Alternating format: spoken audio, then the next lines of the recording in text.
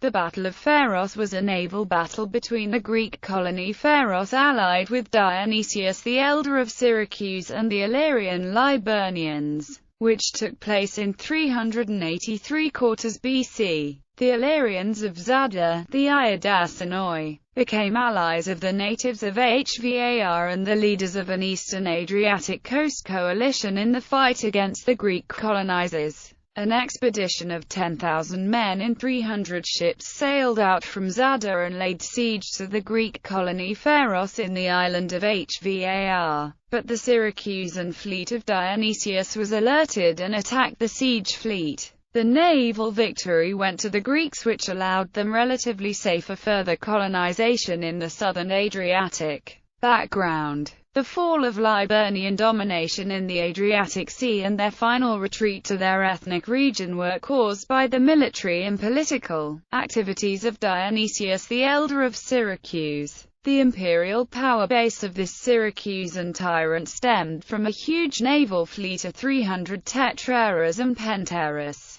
After he ended Carthaginian authority in Sicily, he turned against the Etruscans. He made use of the Celtic invasion of Italy, and the Celts became his allies in the Italian peninsula. This alliance was crucial for his politics, then focusing on the Adriatic Sea, where the Liburnians still dominated. In light of this strategy, he established a few Syracusan colonies on the coasts of the Adriatic Sea: Ardria at the mouth of Po River and Ancona at the western Adriatic coast, Issa on the outermost island of the central Adriatic archipelago, and others. Meanwhile, in 385–384 BC, he helped colonists from the Greek island of Pharos to establish Pharos colony on the Liburnian island of Hvar, thus taking control of the important points and navigable routes in the southern, central and northern Adriatic. Battle. This caused a simultaneous Liburnian resistance on both coasts, whether in their ethnic domain or on the western coast, where their possessions or interests were in danger. The naval battle of Pharos was recorded a year after the establishment of the colony,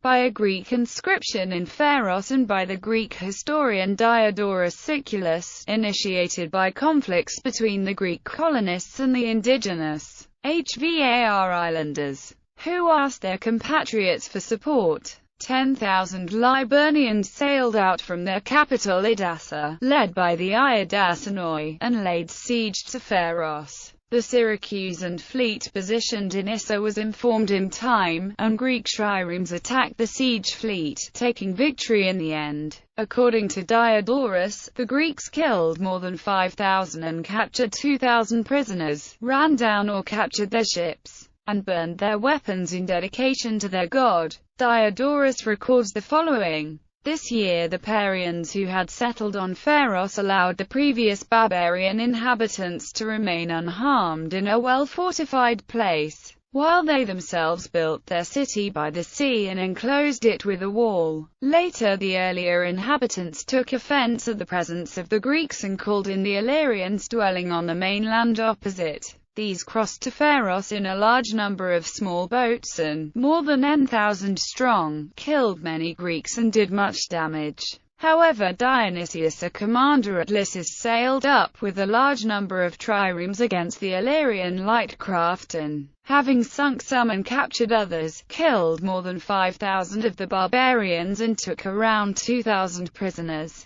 Aftermath. This battle meant the loss of the most important strategic Liburnian positions in the center of the Adriatic, resulting in their final retreat to their main ethnic region, Liburnia, and the complete departure from the Italic coast. Apart from Truentum, Greek colonization, however, did not extend into Liburnia, which remained strongly held, and Syracusan dominance suddenly diminished upon the death of Dionysius the Elder.